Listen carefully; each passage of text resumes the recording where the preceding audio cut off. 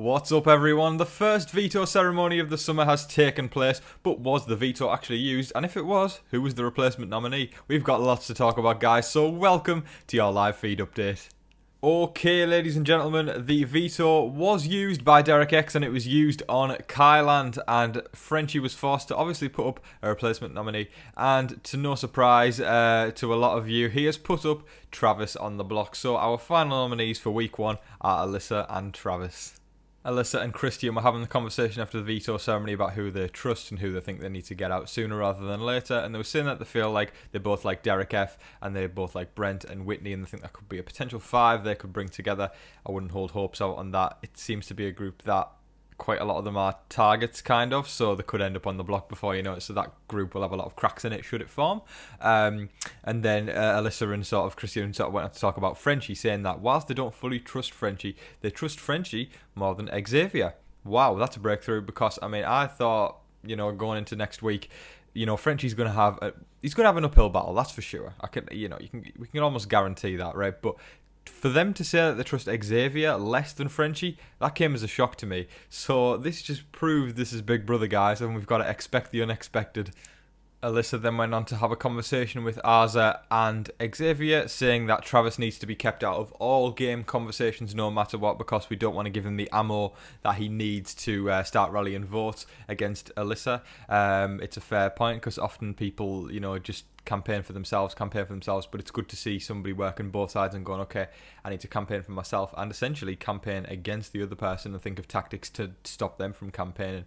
It's great gameplay, and it fills me with a lot of excitement to see people actually playing the game this year. Also, I will take a moment as well. Can we all give a round of applause for Derek X for using the damn veto? Because past couple of years of Big Brother, people have been very, very scared to use the veto because they're worried what the head of household, the big bad HOH, is going to do to them and what repercussions it's going to have on their game.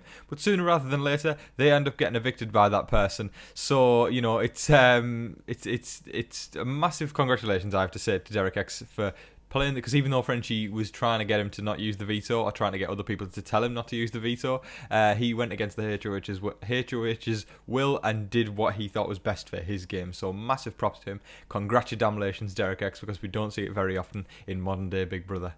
Christian was talking to Derek F about how Xavier scares him a lot. He's really going around planting that seed in a lot of people's heads, sort of going, Xavier's a little scary. And then people go, oh yeah, Xavier's a little scary. Because, right, when somebody's saying one person's a little scary, even though it doesn't sound like much, they're hearing that one person's scary, as opposed to nobody saying anything about Sarah Beth or Whitney or Derek F for that matter. They're just hearing people go, Xavier's a little scary. And that's enough ammo in the Big Brother house to go, yep, let's put him on the block and send him out the door.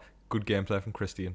So, Frenchie and Derek F were sat in the head of household room at one point, and they were sort of talking about the slaughterhouse. They seem to be extremely tight, the two of them. There seems to be no wavering. Derek F has loyalty to Frenchie, and Frenchie was saying, we really need to finalise this slaughterhouse and, you know, make sure everybody's, you know, knowing what they're doing, and that we've definitely got an alliance going. And Derek F saying, no, we don't. We sorted out the other day. Frenchie's going, no, let's do it. So they then proceed on to take all 8 slaughterhouse members up into the head of household room, which was unbelievably stupid, because, I mean, listen, right, when you're in a house of 16 people, then all of a sudden you go, where's half the house gone? People are going to realise, and it's stupid, and I think they might have pulled it off slightly. Brittany, I think, was sat a little confused at one point in the kitchen going, But besides from that, there wasn't much. They got it done quite quickly. Still, I don't think there was any need for that. They should have done it at a more convenient moment rather than just when everyone's lounging about. Because when you're lounging about, you're probably just going to be paying attention to most things and seeing what's going on and where the hell half the house has gone. It's a quick realisation of what's going on.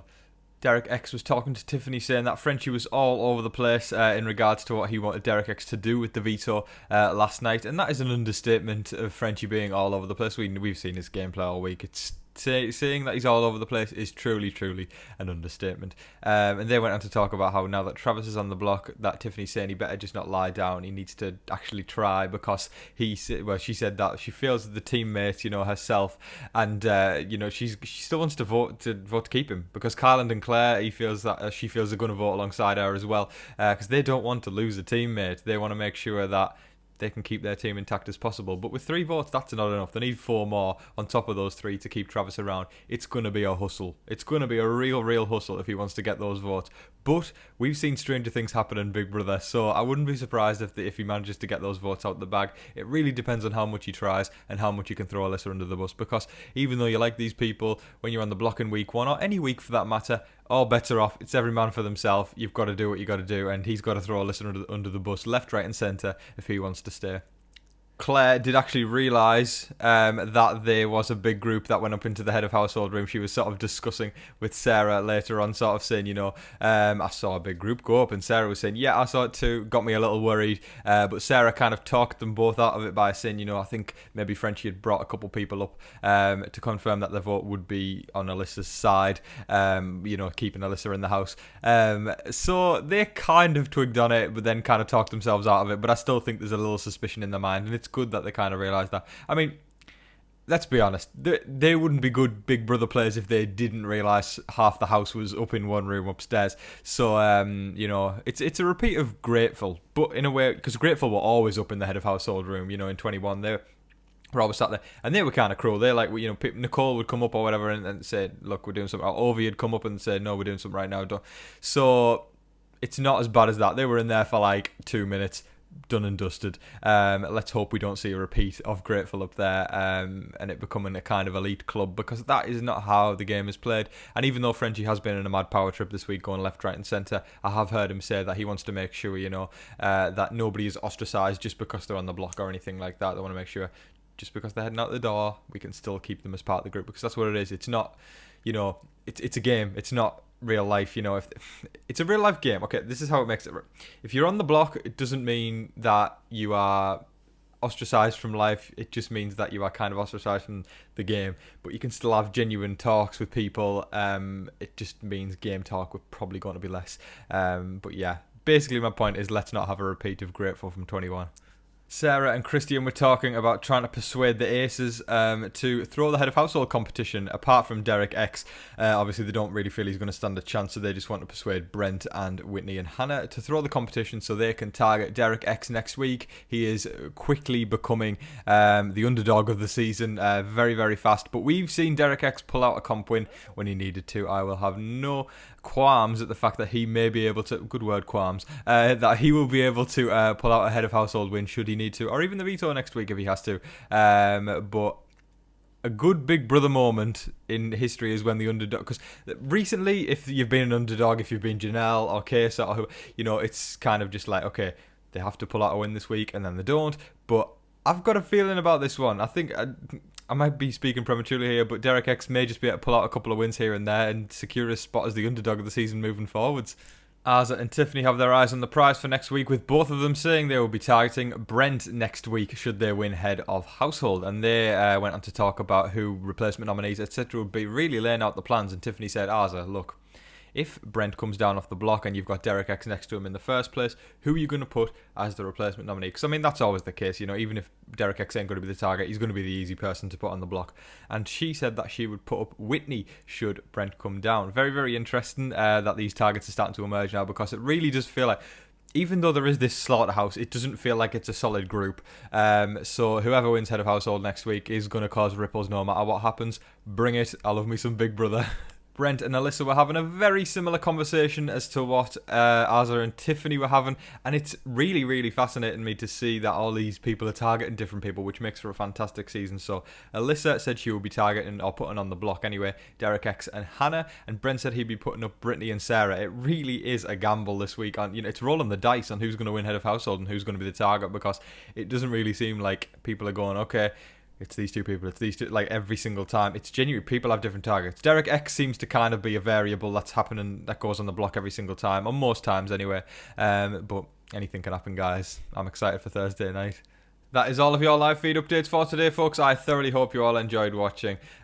Just this week, it's not slowing down, guys. This is just me talking about how I'm feeling about the season so far, and I flipping love it so much. It's fascinating to watch the feeds, how nothing really is kind of going to plan, and things can just change just like that, and this is what we live for as Big Brother. It is expecting the unexpected, because last year we expected the expected. This year it really does feel like things are changing up, and just talking about, you know, whose people are going to be targeting should they win head of household next week is very intriguing, because no two people seem to be going for the same person as their target next week. So roll on Thursday night, and you know what, guys, it's Tuesday. There's still 2 days to go.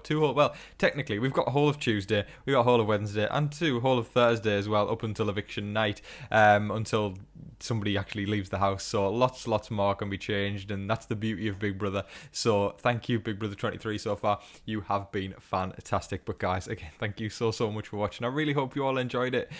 Stay safe, stay healthy, and stay positive out there, guys. Be kind to one another, but in the meantime, don't forget to like, share, comment, and subscribe. Do all of that stuff. But until your next live feed update, I've been your host, Tom Vasey. Good night.